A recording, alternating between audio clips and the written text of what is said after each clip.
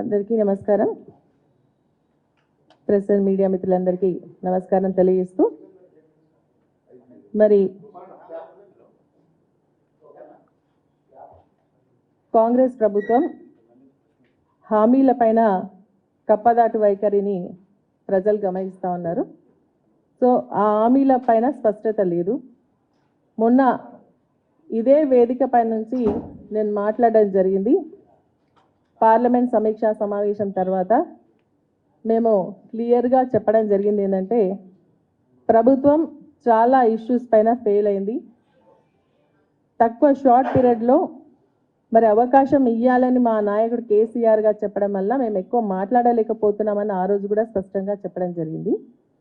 అయితే ఈరోజు ఏంటంటే మహిళలకు సంబంధించిన 6 గ్యారంటీలకు సంబంధించినటువంటి ఇష్యూస్ పైన వారు చెప్పడం జరిగింది. ప్రజాపాలనకు సంబంధించినటువంటి సమస్యలపైన మొన్న దరఖాస్తులు తీసుకున్నారు.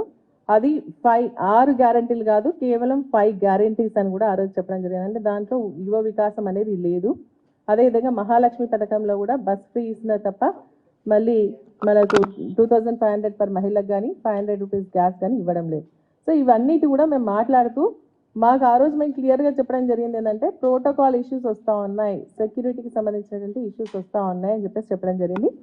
దాంట్లో భాగంగానే నిన్న మేము నలుగురం మెదక్ జిల్లాకు సంబంధించినటువంటి శాసనసభ్యులందరం కూడా మరి శివధర్ రెడ్డి గారు అడిషనల్ డీజీ గారికి కలవడం జరిగింది.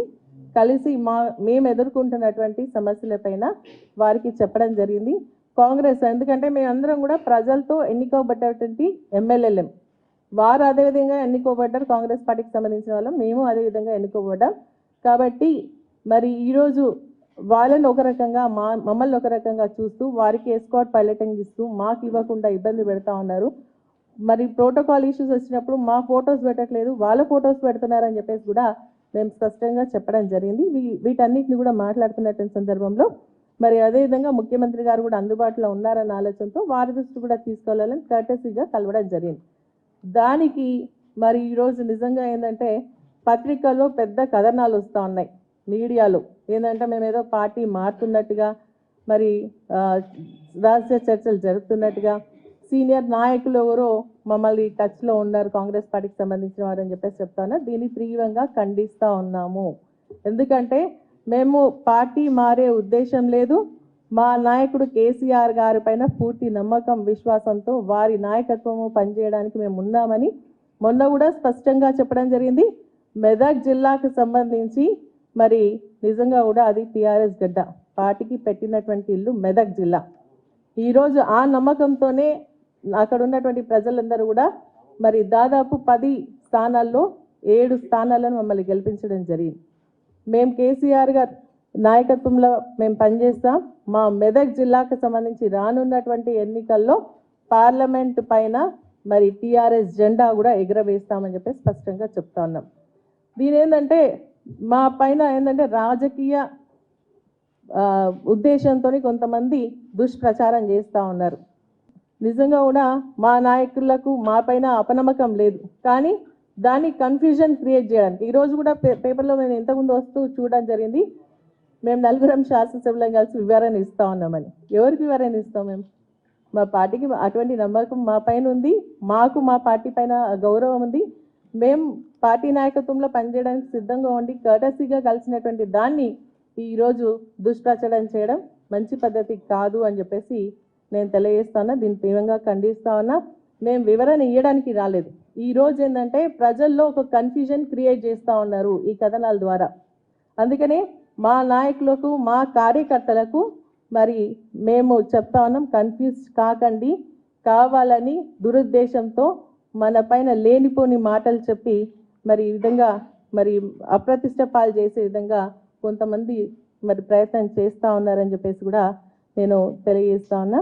మరి ఈరోజు నిజంగా కూడా మేము చాలా సమస్యలు ఎదుర్కొంటున్నాం. నేను సీనియర్ ఒక 3 సార్లు ఎమ్మెల్యేగా చేసి మంత్రిగా చేసి ఇప్పుడు మళ్ళీ 4వ సారి శాసనసభ్యులుగా ఎన్నుకోబడ్డారు. కానీ అయినా కూడా ఇబ్బందులు వస్తాను. ఇప్పుడు కూడా నేను వస్తూ ఉన్నప్పుడు మాకు సంబంధించినటువంటి కార్పొరేటర్కి సంబంధించినటువంటి కొన్ని బోర్ మోటార్ లాగడం లాంటిది అవన్నీ కూడా చేస్తూ ఉన్నారు. అవన్నీ కూడా మేము ఎదుర్కొంటున్నాం. కాబట్టి సీఎం గారితో నిన్న మాట్లాడుతూ ప్రోటోకాల్, అదేవిధంగా మాకు ఎస్కాట్ ఇవ్వట్లేదు, పైలటింగ్ ఇవ్వట్లేదు. అదేవిధంగా కొన్ని అభివృద్ధికి సంబంధించినటువంటి విషయాలపైన మరి మాకు సహకరించాలా, ఎందుకంటే మా ప్రజలు కూడా అభివృద్ధిని కోరుకుంటా ఉన్నారు అన్న ఆలోచనతోనే మేము నిన్న వెళ్ళి కలవడం జరిగిందే తప్ప వేరే రాజకీయ దురుద్దేశం కానీ మరి పార్టీ మారేటువంటి ఆలోచన కానీ మాకు లేదు అని చెప్పి స్పష్టంగా తెలియజేస్తాను. ఆ రోజు కూడా మేము నిబద్ధతతో ఉన్నాం, మరి అదేవిధంగా క్రమశిక్షణతో ఉన్నాం. ఈరోజు కూడా అదేవిధంగా పార్టీ నాయకత్వం పైన నాయకత్వం ఆధ్వర్యంలో పనిచేయడానికి సిద్ధంగా ఉన్నామని చెప్పేసి కూడా నేను స్పష్టంగా మీకు తెలియజేస్తాను. ఎందుకంటే ఈరోజు చాలా ఒక్క రోజుల్లో ఎన్ని రకాలుగా మాట్లాడడం అంటే నిజంగా కూడా బాధాకరమైనటువంటి విషయం. కలవడం తప్ప అని చెప్పేసి మరి నిజంగా కూడా మరి నిన్న మా ఎమ్మెల్యే గారు చెప్పినట్టుగా అభివృద్ధి నిరంతర ప్రక్రియ. మెయిన్ ఆపోజిషన్ పార్టీలో ఉండొచ్చు, కానీ సీఎం గారు కానీ మంత్రులు కానీ కలిసి మా నియోజకవర్గానికి సంబంధించినటువంటి సమస్యలపైన మేము వెళ్తాం, అరుగుతాం, అది మా ఒక హక్కు. అదేవిధంగా మన రేవంత్ రెడ్డి గారు కూడా, సీఎం గారు కూడా మరి అక్కడ పైన కేంద్రంలో ఉన్నటువంటి మంత్రులను కానీ ప్రధానమంత్రిని కానీ కలవడం జరుగుతుంది. ఇది సహజం. మనకు సంబంధించినటువంటి సమస్యలు పరిష్కరించడంలో అది ఒక ప్రక్రియ. వెళ్ళాల్సినటువంటి బాధ్యత మా పైన ఉంది, మేము వెళ్ళినాం. దానికి ఈ విధంగా మరి రాజకీయంగా దుష్ప్రచారం చేస్తూ మా ప్రతిష్టకు భంగం కలిగే విధంగా మాట్లాడితే మాత్రం మేము నిజంగా కూడా మరి మేము డిఫమేషన్కి పోవాల్సినటువంటి పరిస్థితి వస్తుంది అని చెప్పేసి కూడా స్పష్టంగా నేను తెలియజేస్తాను.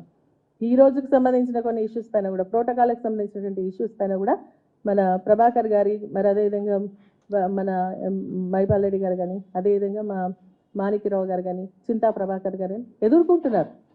మొన్న చింతా ప్రభాకర్ గారు మొన్న కూడా నేను స్పష్టంగా చెప్పినాను, కళ్యాణ లక్ష్మి చెక్కులు పంపిణీ చేసింది ఎవరు, గతంలో ఎవరు పంపిణీ చేసింది, ఎమ్మెల్యేలు పంపిణీ చేసింది. అదేవిధంగా ఈరోజు వారు పంపిణీ చేసేందుకు వెళ్తే అక్కడ ఉన్నటువంటి కాంగ్రెస్ పార్టీ ఇన్ఛార్జీలు వచ్చి ఆయన ఇలాగ ఆయనకు ఆరోగ్యం బాగాలేదు, అయినప్పటికీ కూడా ఆయన పక్కకి జరిపి వాళ్ళు ఇచ్చినటువంటి పరిస్థితి ఉంది. ఈరోజు మేము ఏదైనా కార్యక్రమం కోటే మాకంటే ముందే కాంగ్రెస్ పార్టీకి సంబంధించిన వాళ్ళు కూర్చొని మాకు ఎమ్మెల్యేగా ఉన్నటువంటి హక్కుకు భంగం కలిగిస్తున్నారు, మమ్మల్ని పక్కకు కూర్చోటటువంటి పరిస్థితి వస్తూ ఉందని చెప్పేసి నేను అడిషనల్ డీజీ గారిని కూడా కలవడం జరిగింది. అదేవిధంగా అదే విషయాన్ని మేము సీఎం గారి దృష్టికి కూడా తీసుకెళ్లడం జరిగింది. అభివృద్ధికి సహకరించాలని అడిగినాం. ప్రజలు గెలిపించినటువంటి ఎమ్మెల్యేలుగా మాకు మరి సహకరించి మా నియోజకవర్గ అభివృద్ధి ఇంతకుముందు ఇచ్చినటువంటి శాంక్షన్స్ ఆపేయడం జరిగింది, అవన్నీ కూడా ఇవ్వాలని చెప్పేసి చెప్పడం జరిగింది. సో మేము అడుగుతున్నాం, ఈ ఒక సమస్యలు ఏవైతే ఈరోజు వారు అంటే హామీలు ఇచ్చిండ్రో ఆ హామీలన్నీ కూడా నెరవేర్చాలని చెప్పేసి చెప్తూ, మరి అదేవిధంగా మనకు కరెంటు బిల్లులు కూడా ఈరోజు మా గ్రామాలకు వెళ్తున్నప్పుడు కరెంట్ బిల్లు కట్టమని ఫోర్స్ చేస్తున్నారని ప్రజలు అడుగుతున్నారు. మేము అడిగినప్పుడు ఖచ్చితంగా ప్రభుత్వం దృష్టికి తీసుకెళ్ళాలి. ఆ విధంగా మేము అడుగుతున్నాను. మీరు జనవరి నుంచి కరెంట్ బిల్లు కట్టొద్దన్నారు, మరి ఇప్పుడు ఎందుకు ఫోర్స్ చేస్తున్నారో అని అడిగితే మాత్రం మరి దాన్ని రాజకీయ దురుద్దేశం అని అంటే ఎట్లా? ఆపోజిషన్లో ఉన్నాం, కరెక్ట్గా మేము ఆపోజిషన్ పాత్ర పోషిస్తాం. ఇప్పుడు కానీ అసెంబ్లీలో కూడా మా వాదనను వినిపిస్తాం ప్రజల పక్షాన. అదేవిధంగా ప్రజలకు సంబంధించినటువంటి సమస్యలు కూడా మరి ముఖ్యమంత్రి గారు కానీ, మంత్రులు కానీ, అధికారుల దగ్గర కానీ వెళ్ళాల్సినటువంటి బాధ్యత మా పైన ఉంది. ఖచ్చితంగా వెళ్తాం. దీన్ని మేము నిజంగా నిన్నటి నుంచి వస్తున్న దాన్ని చూస్తుంటే చాలా బాధ అనిపిస్తుంది. ఎందుకంటే ఒక సీనియర్ శాసనసభ్యులుగా ఇటువంటి అపనిందను మరి నా మీద వేయడం అనేది మంచిది కాదు అని చెప్పేసి కూడా నేను చెప్తాను. ఇటువంటి మీడియాలో వచ్చేటువంటి కథనాలు ఏమున్నా కూడా స్పష్టంగా మమ్మల్ని అడగండి. మా ఒక ఉద్దేశం